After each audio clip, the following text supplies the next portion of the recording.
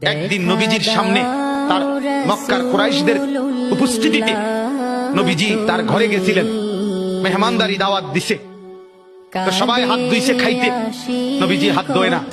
উকবা বলতেছে, মুহাম্মদ হাত ধুচ্ছ না কেন? নবী বলে, চাচা আমি হাত ধুইব না, খাবার নেব না যদি আপনি কালেমা না পড়েন। উকবা বলে, হায় মোহাম্মদ, তুমি তো আমার আটকায় দিলা, এখন যদি মেহমান ফিরাই দেই তোমাকে তাহলে গোটা মক্কায় ছিছি পড়বে, সর্দারের ঘর থেকে মেহমান না খেয়ে চলে গেছে, এটা তো আমি সইতে পারি না, যাও কালেমা পড়ে নিলাম। কালেমা পড়ছে, পরে নবীজি খানা খাইছে, নবীজি চলে গেছে। সব কাফের সর্দার এগুলো, উমাইয়া ইবনে খালফ, আস ইবনে ওয়াইল, আবু জাহেল, আবু লাহাব, এই নাফরমানরা এবার উকবা ইবনে আবি মুঈদকে একবারে টাইটসে ধরছে জাতা দিয়া। এই দোস্ত, বন্ধু, কামডা করলা কি?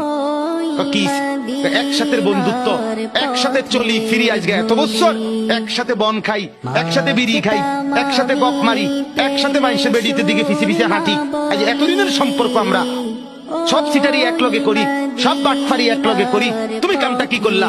এতগুলো বন্ধুর ইজ্জতের দিকে না তাকাইয়া মুহাম্মদের কালেমা পড়ে ফেললা। দোস্ত, মনে তো চাইছিল না, বিপদে তো পড়ছি।